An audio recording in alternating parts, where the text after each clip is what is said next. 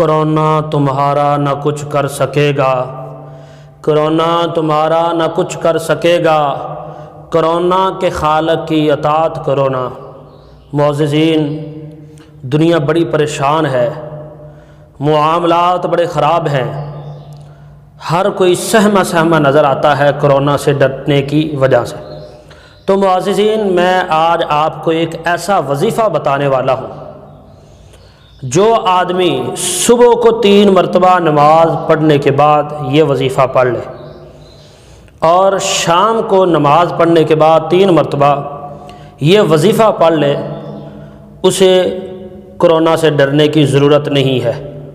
ہاں، حکومتی اقدامات کا خیال کرتے ہوئے SOPs کا خیال کیا جائے اپنی طرف سے، تو وہ وظیفہ ایسا وظیفہ ہے جس کے متعلق رسول اللہ صلی اللہ علیہ وسلم نے فرمایا۔ حضرت عثمان ابن عفان رضی اللہ تعالیٰ عنہ حدیث کے راوی ہیں۔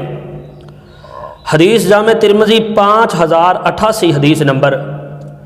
رسول اللہ صلی اللہ علیہ وسلم نے فرمایا، بسم اللہ الذی لا یضر مع اسمہ شیء فی الارض ولا فی السماء وہو السمیع العلیم۔ جو آدمی صبح کو 3 مرتبہ یہ وظیفہ پڑھ لے، شام تک کوئی موذی چیز اور کوئی اچانک مصیبت اس کو نقصان نہیں پہنچا سکتی، اور جو شام کو 3 مرتبہ یہ وظیفہ پڑھ لے تو صبح تک کوئی موذی چیز اس کو نقصان نہیں پہنچا سکتی۔ تو کرونا سے بچنے کے لیے یہ ذکر بھی ہے اور یہ وظیفہ بھی ہے، ہمیں یہ پڑھنا چاہیے۔